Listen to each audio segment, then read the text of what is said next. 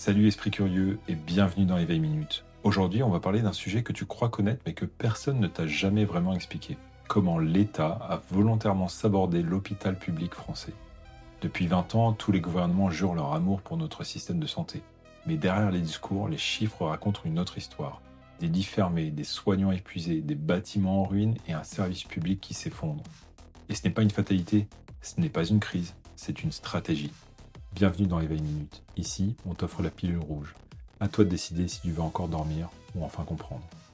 Red pill.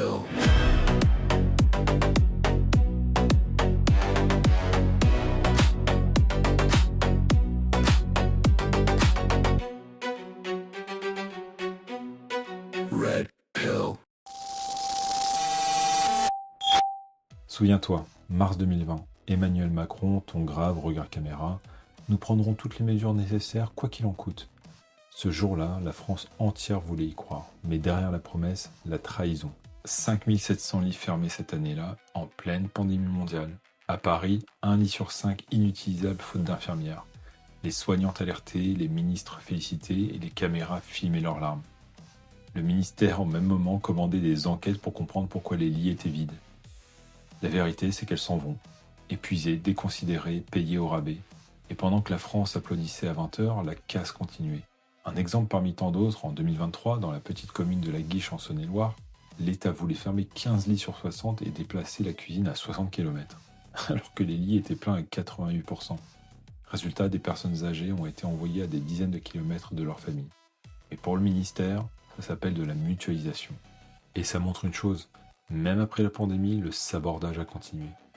Et si tu veux comprendre pourquoi les soignants fuient, il faut regarder comment l'État a transformé leur mission en métier impossible.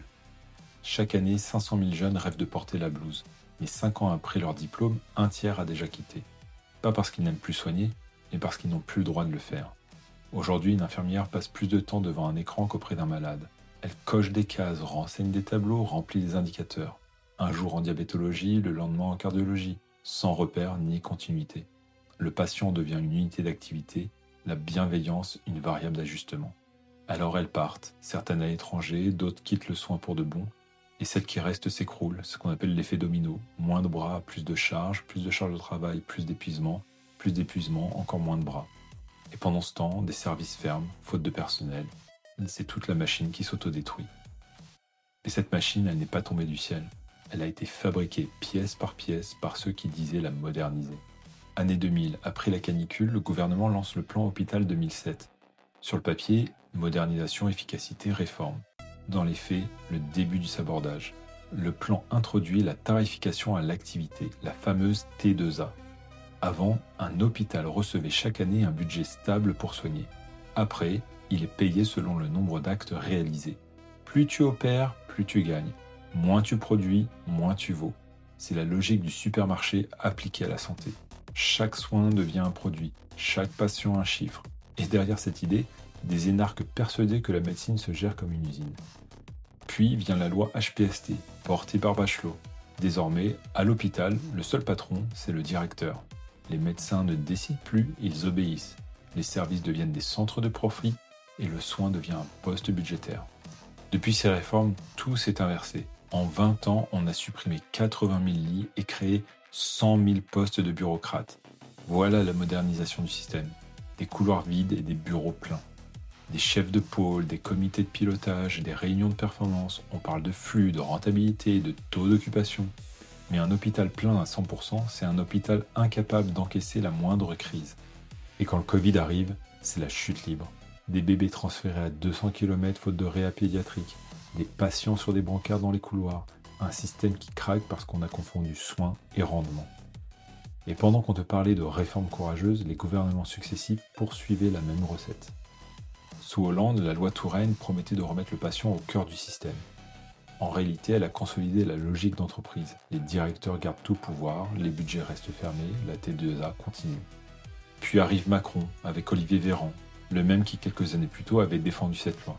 Résultat, rien ne change, le logiciel reste le même.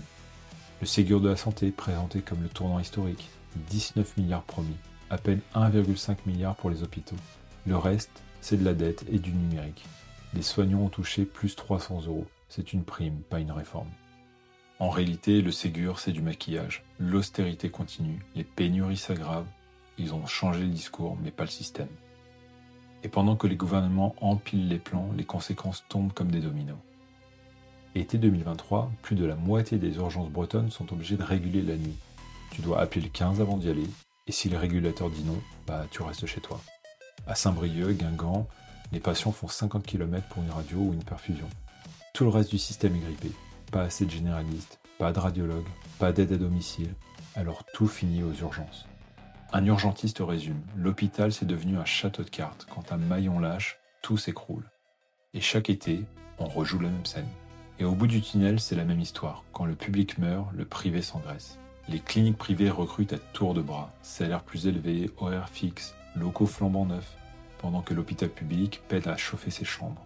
Les centres de soins non programmés fleurissent partout. Tu peux y aller sans rendez-vous jusqu'à 21h, pratique, rapide, efficace. Mais ce sont des structures privées financées par des fonds d'investissement. Et plus tu viens tard, plus c'est cher. Le soin devient un produit, la santé une niche rentable. Résultat, une médecine à deux vitesses. Les riches vont vite, les autres attendent ou renoncent. Et pour beaucoup, renoncer, c'est mourir un peu plus tôt. Mais ce n'est pas seulement les soignants ou les patients qu'on a abandonnés, c'est aussi les murs. 20 ans de plans pour moderniser l'hôpital. Et le résultat, le voilà. En 2023, les soignants de Redon racontent qu'ils doivent caler des draps aux fenêtres pour bloquer le vent. Les bâtiments sont si vétustes qu'ils ne respectent plus les normes incendies. À Guingamp, la maternité a fermé. À Carré, les urgences ne tiennent plus qu'une journée. Partout, les murs s'effritent, les plafonds s'effondrent, les ascenseurs tombent en panne.